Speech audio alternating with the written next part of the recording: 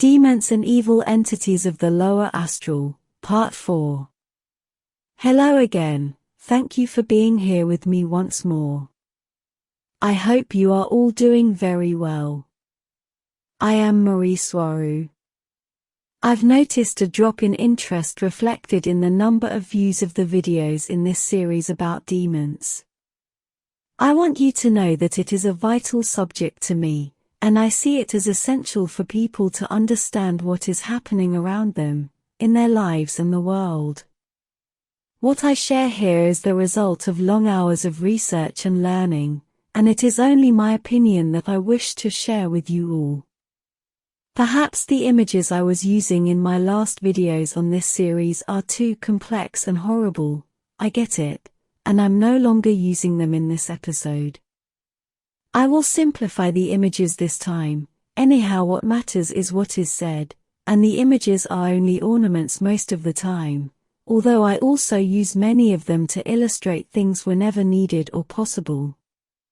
But it does give me a hint as to what may be the reason why this series is getting so little attention, and although each viewer has his or her own opinion, but also, I know that the majority of the people who listen to my videos are in the spiritual community, to call it somehow, so I want to say that focusing your attention only on what you want and ignoring the bad things around you as not to affect your frequency, does not always work, because you live inside an energy soup there on Earth, where the thoughts, feelings, and emotions of everyone around you are shared in the field. You must know your enemy. Living in that place called the Earth's matrix, it is unwise to live with a mere ostrich mentality, because then you become a cute little helpless bunny that only is good for one thing, to be eaten. You can only be the light being if you know what it means to be the monster, and only then you can choose to be the light being, only when you also can be the monster. One defines the other. My friends here once asked little 11-year-old Sophia why she liked to roam the dark, empty and lonely passageways of the ship alone, and at late hours at night while she played, they asked her why she was not afraid. She answered back, "Why would I be afraid if I am the being that frightens the monsters away?" If you want to know how to eradicate all those demons and evil entities from your life, if you want to control them and be immune to all their temptations and bad influence, at least as much as possible on Earth, the answer is very simple, and it is the following. Don't act like a demon. Please listen to these words as they are heavily loaded. Do not act like a demon. But to be able not to act like a demon, you must first know how demons act, why they act that way, and what and who they are, and only then you will have the necessary context to be able to discern what the right path is. If you do not act like a demon, you will be outside their influence, you will become unreachable to them, you will be outside their frequency. Remember, they exploit your weaknesses, and your bad habits. Remember, your personal demons, or the demons assigned to you, are the result of your own manifestations, belief systems, and bad, destructive thoughts. Your demons are your own shadows and reflections. Dealing with your issues is dealing with your demons and eradicating them from your life. Incarnated humans are not helpless against all those evil entities out there, because like it or not, believe it or not, they are there and they play a very big role in your life. There are good beings, neutral ones, and bad ones. You choose with whom you want to affiliate, and you can only choose when you know them all, how they operate and how you can control them. You are the beings who created those evil entities as part of the matrix on Earth, and you are who can control and remove them as well. You are the creator beings, and that's why those evil entities do their best to manipulate you all into doing everything they want and need to keep existing. You are powerful and you control what and who is around you, but you must know them first. When a person with a strong connection to Source, which means with a soul, keeps a very high frequency and is mentally strong enough to keep it high even when life throws them curveballs, and much hardship of all kinds, as it always happens while you are incarnated there. That person becomes unstoppable and unreachable to those evil entities, and even when such a high-frequency person falls into a sad state, when it temporarily feels down and blue, or even depressed because of the ups and downs of life, its frequency does not go low enough to be a match to lower astral evil entities. And there is when they resort to other strategies, which include attacking through loved ones, very much as the mob does, as they say, find a soft spot and then squeeze. So you must learn to identify when they are using a close relative or friend to get to you. For example, those close people who always are in trouble and are always in debt, especially those who somehow feel entitled to your money, such as narcissistic parents. Remember that you can only help others when you are strong, and being strong means mentally, physically, emotionally, and financially, so take care of yourself before helping others. You do not need any justification to do so. It is not falling into narcissism, and thinking you are, is a trap in which many star seeds and positive people fall into, because of their added empathy. Helping others beyond their capacity and going against their essential needs ends up in both sides ending in bankruptcy, the helping side and the side in need, because often that kind of people end up being an endless pit you can never fill, because their problems can never be solved, as they themselves are creating them all, and constantly. And by bankruptcy, I don't only mean financial bankruptcy, I also mean emotional, empathic, and energetic bankruptcy as well.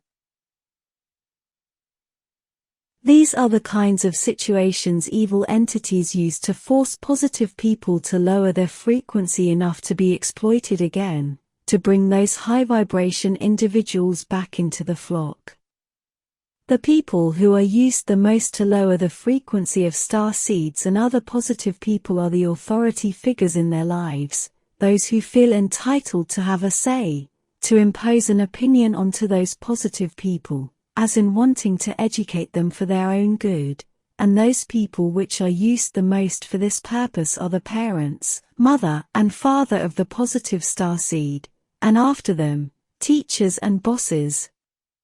While looking at this problem on a mass scale, we can see that those dark entities who are controlling the matrix from behind, manipulating the thought tendency of humanity, all their values, wants and needs, use authority figures to manipulate the people as well, in the form of politicians, police, military, medical institutions, schools and so on. In all these cases, both on a small scale and on a mass scale, the people who are used as authority figures are organic portals, empty soulless people who are nothing more than a channel through which lower astral entities can access and manipulate the world of the living. It is also the case when a weak-willed person in a useful social position falls into temptation, where those dark entities use other people around them to offer wealth and power in exchange for their allegiance, and this is when the saying, "They sold their soul to the devil," comes in perfectly, as that is exactly what is going on. Then we move into the subject of possessions, which are not folklore, fantasy, misinterpretations of logical things such as medical conditions, and are not the result of only more mind control coming from religious institutions, as far more complex things are going on in them. A possession is nothing other than the same phenomena of walk-ins, but in a negative or evil context. Defining walk-in phenomena as when a soul exits a biological body and is replaced by another one, meaning that the same physical body suddenly does not host the same soul inside. Although looking exactly the same, it is no longer the same person. This walk-in phenomenon is very common and widely used by star races as a way to enter life on Earth.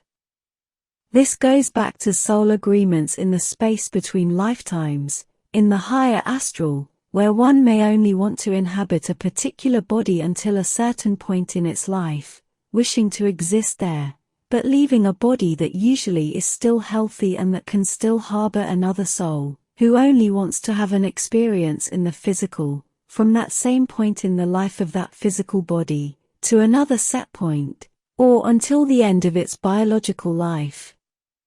Many biological bodies on Earth are soulless from the start, they are only backdrop people, and therefore can be entered, taken, or commandeered by stellar souls who wish to use them to have an experience on Earth.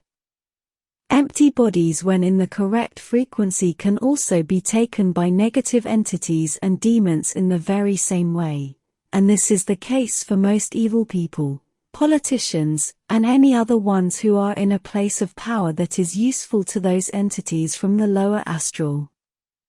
Besides politicians, police, and military, many health workers in authority positions in the medical mafia institution are simply dark entities in disguise, and normal health workers can also be heavily targeted and taken over by dark entities, as they are in a position to cause much suffering to their patients, only treating them as cattle, and as means to make money, lacking empathy and attending them in a purely mechanical manner. This obviously does not go for all health workers. Many are also positive people doing their very best to help others while they make a living, but know that in general they are all especially targeted, influenced, or even possessed, in the worst scenario. In the case of demonic possessions, or of a negative kind, this is the exact same case as with normal walk-ins, in which a biological body is taken by a demon, but this time by force, wanting to actively displace the original soul by force. Seeing the body as a vehicle, which it is, this is the same as a hijack.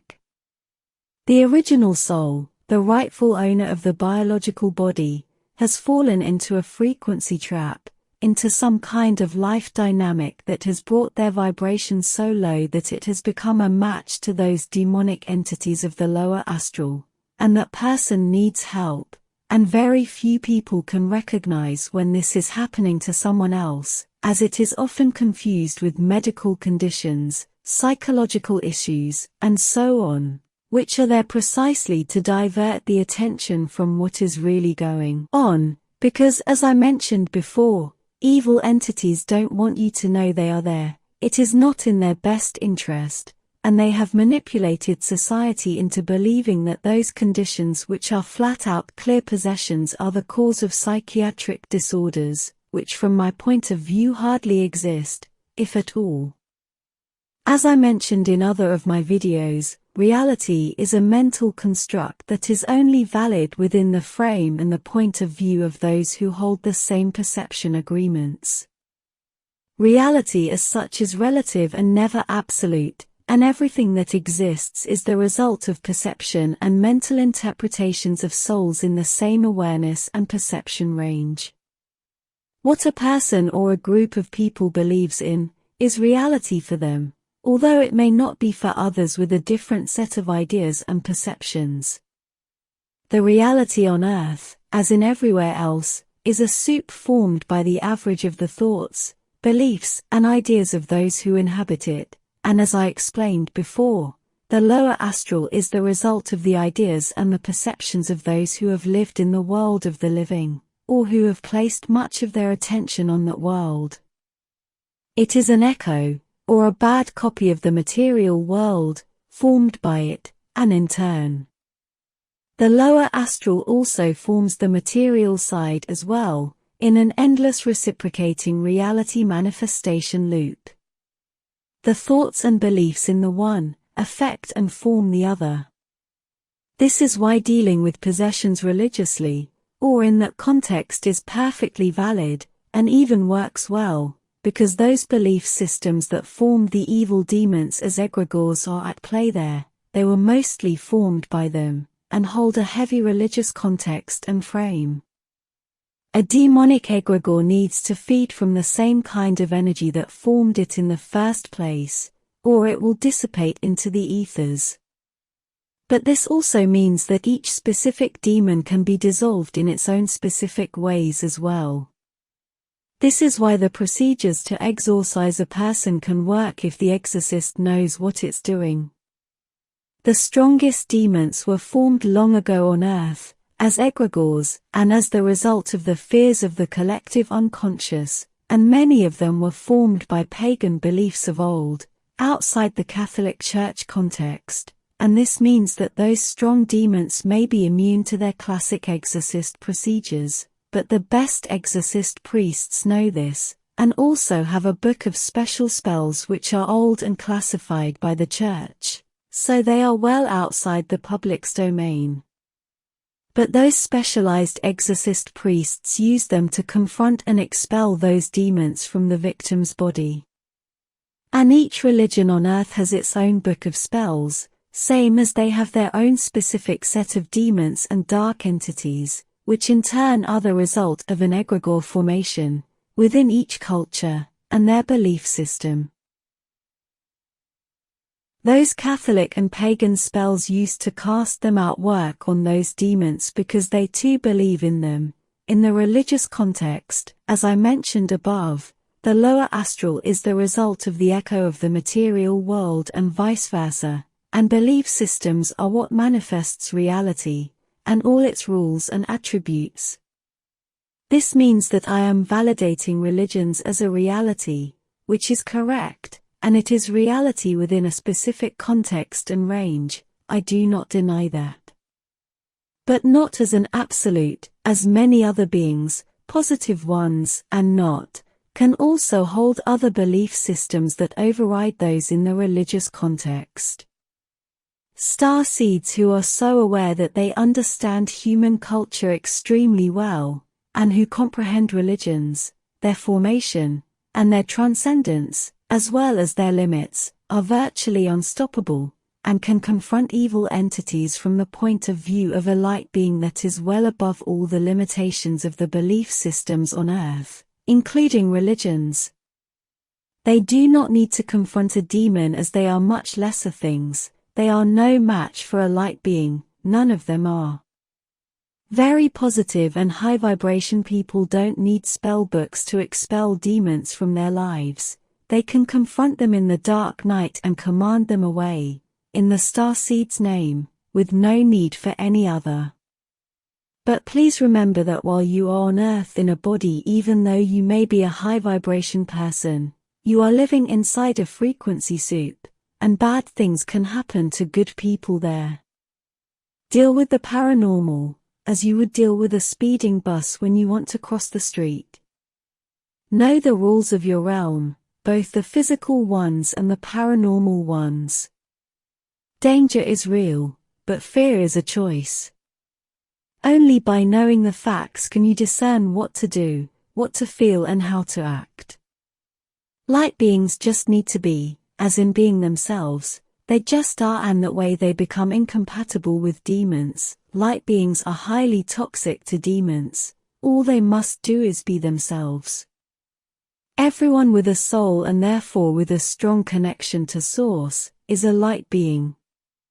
The only thing that differentiates an incarnated person from one, is the limiting belief systems that they grow attached to, gaslighting themselves into believing they are anything other, or lesser than Source itself. No demons and no light beings, only then you can know your path, and what to choose. It is all in your powerful hands and mind.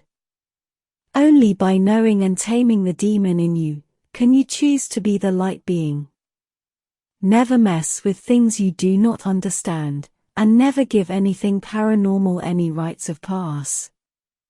The paranormal is not something to play with, it is something to be taken extremely seriously, and studied very carefully, because it can cost you, your life, and your soul.